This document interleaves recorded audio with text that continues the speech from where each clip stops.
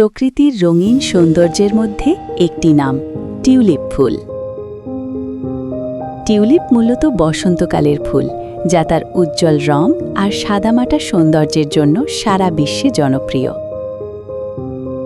লাল, হলুদ, গোলাপি, বেগুনি বিভিন্ন রঙের টিউলিপ প্রতিটি আলাদা অনুভূতি প্রকাশ করে।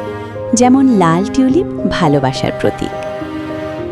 নেদারল্যান্ডসকে টিউলিপের দেশ বলা হয়, যেখানে বিশাল টিউলিপ বাগান পর্যটকদের মুগ্ধ করে।